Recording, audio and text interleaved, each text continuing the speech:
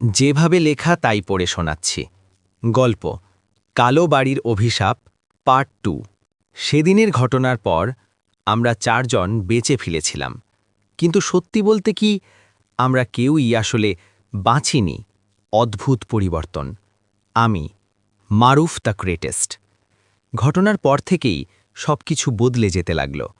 রাতে ঘুমাতে গেলেই মনে হতো কেউ আমার পাশে দাঁড়িয়ে আছে, কানে ফিসফিস শব্দ, তুমি আবার আসবে।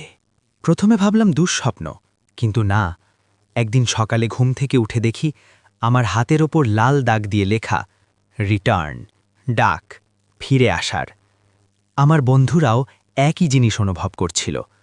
আমরা 4 জন আবার একদিন দেখা করলাম। সবার চোখের নিচে কালো দাগ, যেন কেউ আমাদের ঘুমাতে দিচ্ছে না। রাহাত বলল, আমাদের আবার যেতে হবে, না গেলে এটা থামবে না। আমি চুপ করেছিলাম, কিন্তু মনে হচ্ছিল কেউ আমার মাথার ভিতরে বলছে, ফিরে যাও। দ্বিতীয়বার কালো বাড়ি।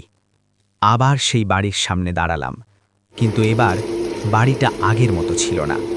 দেয়ালগুলো যেন আরও কালো, জানালার ভেতর থেকে কেউ তাকিয়ে আছে মনে হচ্ছিল। দরজা খুলতেই নিজে থেকেই খুলে গেল, ভিতরের সত্য। আমরা ঢুকতেই সব দরজা একসাথে বন্ধ হয়ে গেল। হঠাৎ পুরো বাড়ি কাঁপতে শুরু করল। দেয়াল থেকে রক্ত পড়ছে, আর সেই একই মেয়ের কণ্ঠ, এবার তোমরা চিরদিন থাকবে। লুকোনো রহস্য। আমরা দৌড়ে সেই উপরের ঘরে গেলাম। এবার দেয়ালে নতুন লেখা, একজন থাকবে, বাকিরা যাবে। হঠাৎ মেঝে ফেটে একটা পুরনো ডায়েরি বের হলো। আমি সেটা খুলে পড়লাম। সেখানে লেখা, এই বাড়ির অভিশাপ ভাঙতে হলে নতুন একজন আত্মা লাগবে। বিশ্বাসঘাতকতা। হঠাৎ আমার এক বন্ধু সোহেল আমার দিকে তাকিয়ে হাসল। সরি মারুফ, আমি বাঁচতে চাই। সে আমাকে ধাক্কা দিয়ে সেই ঘরের মাঝখানে ফেলে দিল। হঠাৎ অন্ধকার থেকে সেই মেয়েটা বের হলো। সে আমার দিকে এগিয়ে আসছে। শেষ সত্য। আমি চোখ বন্ধ করলাম। হঠাৎ একটা ঠান্ডা হাত আমার কাঁধে, আর সে বলল, তুমি আলাদা, তুমি থাকতে পারো না। তারপর সে আমাকে ছেড়ে দিল, আর সোহেলকে ধরে টেনে নিয়ে গেল অন্ধকারে।